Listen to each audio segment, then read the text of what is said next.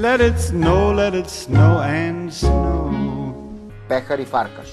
Ulica doktora Zorana Kamenkovića, 16, Zrenjanin. Veliki izbor, povoljne cene pehara, figura, plaketa i medalja. Svu našu robu možete naručiti putem maila. Telefon 023 528 836 023 310 0030. Pehar i Farkaš. Kvalitet je jedina naša opcija. Naša ekipa posetila je početak priprema OFK BG-a i Žitišta. Pripreme za prolećni deo sezone započeli su i fudbaleri BG-a i Žitišta. Na prozivci su bila prisutna 22 igrača, neki su propustili prvi trening zbog bolesti, a registrovano je 27 fudbalera. Ove sezone Žitištani su doveli 6 Novajlija. OFK BG je danas počeo pripreme. Na prozivku su došla 22 igrača, neki nisu tu, inače tim trenutno broji 27 igrača.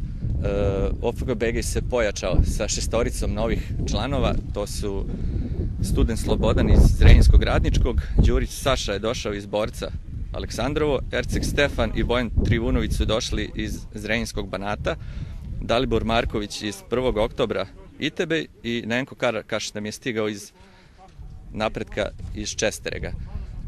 Cilj OFK BG-a u ovom prolećnom delu prvenstva je da ostane na prvo mesto na tabeli i da uđe u viši rang takmičenja, to jest u Vojvođansku ligu. Agilna uprava uspela je da obezbedi sve uslove za rad. Pripreme će se odraditi u Žitištu, a početak prvenstva zakazan je za vikend 16. i 17. marta, kada će u 15. kolu područne lige Zrenjanin BG gostovati u Banatskom Despotovcu ekipi mladosti. Sezona koja će odlučiti sudbinu mnogih klubova neće biti ni malo laka. Glavni pretendent za titulu sa BG-om biće i Crvena zvezda iz Ruskog Sela, a ostali klubovi bukvalno će se boriti za svoj status, jer postoji mogućnost da čak 6 timova ispadne iz lige. Prolećni deo prvenstva biće prava maratonska trka. Nikad zanimljivije područne lige Zrenjanin.